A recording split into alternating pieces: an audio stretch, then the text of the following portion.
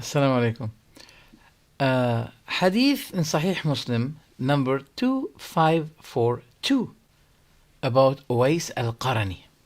The Prophet ﷺ said, there is a man in Yemen, he is righteous to his mother. He used to be having leprosy. He supplicated Allah, then Allah removed the leprosy from him except a small spot. Whoever meets him among you, let him ask Allah's forgiveness for you. The Prophet is setting a condition here. It is conditional. Whoever meets him among you, so let him ask Allah's forgiveness for you. This hadith is a concrete, clear-cut evidence against those who ask the dead, just like what the mushrikeen used to be doing, asking the dead, just like the people of Nuh. وقالوا لا تذرون آلهتكم ولا تذرون ودا ولا سواعا ولا يغوث ويعوق ونسرا. These are names of righteous people who died, and people after them, they started to ask them, supplicate them, and then they took them as gods. See, as Ibn Hajar said in the 6th volume, page 668, he said the issue of the righteous people was the beginning of paganism, of worshipping the people of Nuh. The issue of the righteous people was the beginning. So those are not only stones, they used to be worshipping stones, but those stones are images that belong to the images of those who died. See? Let's get back to the hadith. Throw this hadith on the face of everyone who says to you, Tawasul, we can ask the Prophet after his death, and that is Tawasul, which the companions didn't do. Never ever. Let's get back to the hadith. Omar, he was waiting for Uwais to come, and he was asking every time, people come from Yemen, is Uwais among you? They say no. Now Omar didn't do what those people do nowadays. No. He was waiting for him until he came with groups of army that supports the Muslims in their confrontations against the disbelievers. So this time he said to the Yemenis, is Uwais among you? They said yes. Omar heard some of the Yemeni people are mocking Uwais, and he called him. They mock him maybe because he's very thin, or he used to be having leprosy. So Omar said to him, are you Uwais? He said yes. From Qaran? He said yes, I'm from Qaran. I'm Awais Al-Qarni. He said, you used to be having leprosy, and you supplicated Allah and Allah removed it. He said yes. Except a small spot in your body. He said yes. He said, you have a mother that you're righteous with. He said yes. He said, ask Allah to forgive me. He said, Uwais said, you are more deserving. You are a traveling person. You are more deserving. Omar kept 3 times saying to him, Astaghfir li, ask Allah to forgive me.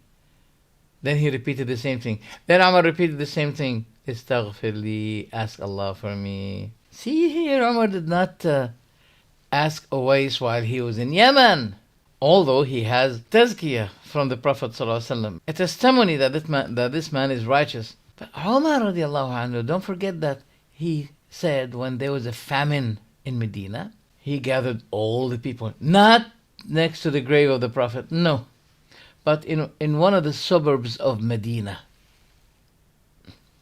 He raised his hands and he said, oh Allah, we used to seeking Tawasul to you through your Prophet. Which means in another hadith, 1008, 1009, you'll find people coming to the Prophet ﷺ and saying to him, oh Prophet, there's no water. Our cattle are dying. Our land is drying. Please ask Allah to grant us water. Then the Prophet asks Allah. So when he was alive. When he died and the Muslims had a famine in Medina, Omar did not go to the grave of the Prophet. He did not say, oh Rasulullah, istasqi ummatik, seek water for your nation. as we find it in the other narration, which is weak. But if it's correct, then the man who did this is unknown. Nobody knows what's his name. There is a narration that says, oh, that was Bilal al-Muzani. But who's narrator of this? Sa'id ibn Umar al-Dabbi. Zandiq da'if in hadith, as Ibn Hajar said. You prefer this unknown doer, and you deny what Umar did. Umar said, when they had the famine, oh Allah, we used to be asking you through your Prophet, that means through his supplication, because that's what the Prophet used to be doing, so to grant us water. And now we ask you through his uncle, Al-Abbas. So Umar said we used to, but in the case of Uwais, he did not say we used to ask you, O Allah, through Uwais, because Uwais is not present. And the Tawasul should be through a righteous, present, living person. So this hadith will be the hadith of Bukhari. We used to. It's in Bukhari, narration number 1010, 1010, to make it easy. And this in about Awais Al-Qarni in Sahih Muslim, narration number 2542. Don't forget it. So those two hadith will be against you at the day of judgment if you persist to go against what Umar did. Anyone brings to you the issue of, the blind person who came to the Prophet, who came, not from his house, who came. And he said, "O Prophet of Allah, I'm blind, ask Allah for me." If they bring this to you, it's against them, because the blind man did not make tawasul in his house. And no one made tawassul to the Prophet after his death. And Omar proclaimed it, announced it. We used to make tawassul. That means when the Prophet was alive. And these narrations, 1013, 1014, they used to be coming to the Prophet while he was giving khutbah in the pulpit, at the pulpit, and they say, "O Prophet, there is no more water. Ask Allah for us." So that's the tawassul. By who? By the Prophet who was present, alive. So that supports what Umar said. We used to. That means when he was alive, not anymore after his death. He's not present among us anymore. And that's why Umar was waiting for. Why Umar has to wait for Awais Al-Qarni to make the legal way of tawassul? Why? The grave of the Prophet is next to him. Why didn't he even one time say, "O Rasulullah, we ask you to ask Allah for us, grant us shafa'at"? No, he didn't do it. And none of the companions do it. But who does it? Those who are cousins to the Shia. Cousins to the Shia. Sufis. They justify shirk in any way. They call the shirk tawassul, as they call twisting the meanings of Allah's verses, ta'wil.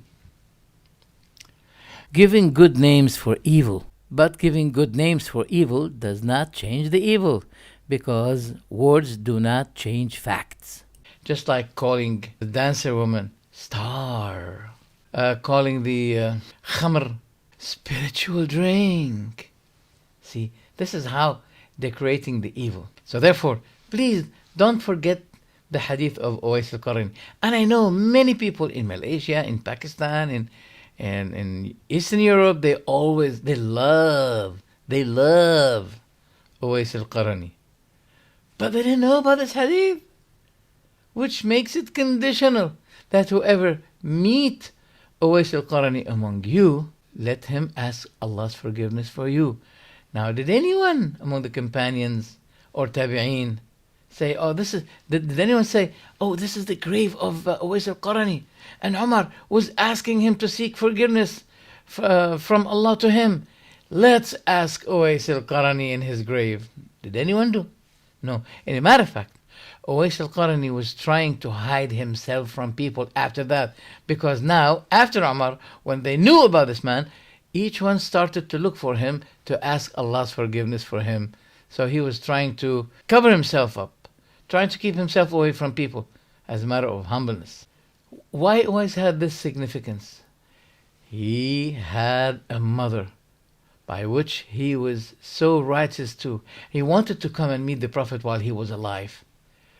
But the disease of his mother shackled him and prevented him from doing such. Oh, so Allah told him about this kind of righteousness of Awais Al-Qarni, and that's why he became righteous to the extent that Omar himself, and what do you know about Omar? How do you know about Omar himself? Is asking Awais Al-Qarni to ask Allah's forgiveness for him. Don't forget that. This is a very important reminder. And it's a thorn in the throat of those who persist on exercising shirk and spreading it and dictating people to do it. And they don't apply what Umar did in two incidents. First, in the famine, he said, we used to be. Not anymore. They were asking something to satisfy them from thirst. And by Allah, teaching us this doctrine in this incident is more important than the water that people needed at that time. We used to, but in terms of Awais Al-Qarni, he didn't say we used to. Come, Uwais, and ask Allah forgiveness for me since you came. Because the Prophet said, anyone among you meets with him, then let him ask him to ask Allah's forgiveness for him. As for the people of pick and choose, in the matter of bid'ah, they say to you, come to Omar. Because Omar said, this is a good bid'ah. And he meant by that what the Prophet did before. That is Taraweeh. Because Omar did not invent it. So if the Prophet invented it, that means this is good. Because whatever the Prophet did and no one did before him is good. Not for us. But as for the matter of Tawasul, for the matter of bid'ah, they say, come to Omar. For the matter of Tawasul, run away from Omar. Because Omar is troubling them by saying, we used to, not anymore. Regarding the Mufti of Shishan, please throw this hadith in the face of Mufti Shishan and his Haman, Adam Shahidov. Face them. Confront them with this hadith and ask them why the Prophet said it is conditional. Whenever you meet Awais Al-Qarni, you ask him to ask Allah's forgiveness for you. Just tell them why. Why the Prophet set a condition that if you meet with him, then ask him. Not when he is in the grave. And we know that those people have a Naqshbandi way. You know, there is a way, they call it Uwaisi way. Uwaisi. That means Awais Al-Qarni. Uwaisi way.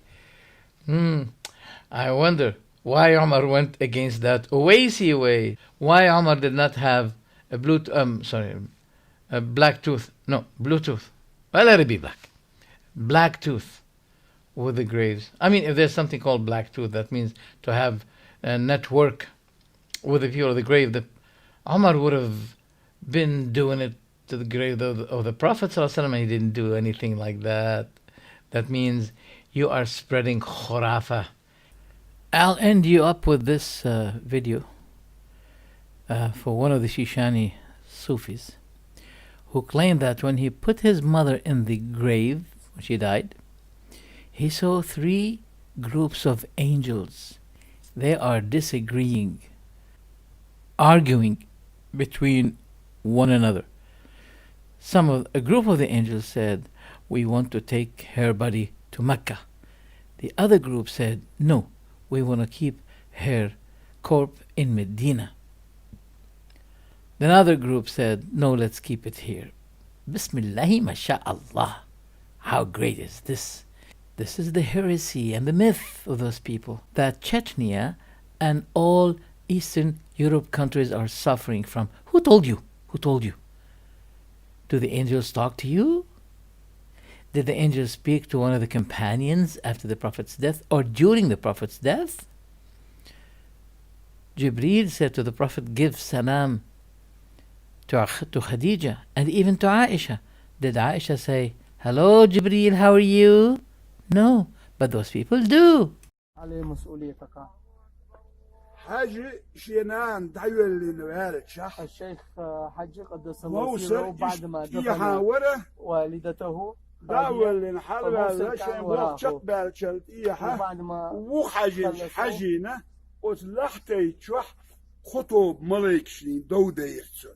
فبعد ما طلع من قبره وضعها في اللحد ونظر إلى ناحية اللحد فوجد هناك 3 جماعات من الملائكة. صحتوب مكري الجماعة الأولى كانت من مكة يقولون نريد أن ننقلها إلى مكة. يتنازعون شلطوب مدينة ترداخ كندر. وجماعة الثانية من الملائكة من المدينة يريدون أخذها إلى مدينة. خوز لغنش ديغست نر ملائكة توبيرة يحي توريات خوز خزنين يتوريو. والجماعة الثالثة من الملائكة من أهل المنطقة. One of the Sufis says to me, look, you are minority, we are majority. Salafis are minority. I said, yeah, you're right. That's why the Ummah is weak.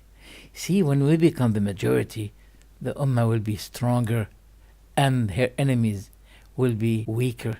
But as long as you, people of myth and heresy and innovation and paganism, as long as you are overcome, then the Ummah will remain weak. What those guys do is fiction, paganism. What Omar did, who is our model in faith and monotheism, is Islam. What Omar did is the Sunnah, which is against the myth in Islam, which you'll be asked about at the Day of Judgment. This is Islam. Other than that, Jahiliyyah. Assalamu alaikum.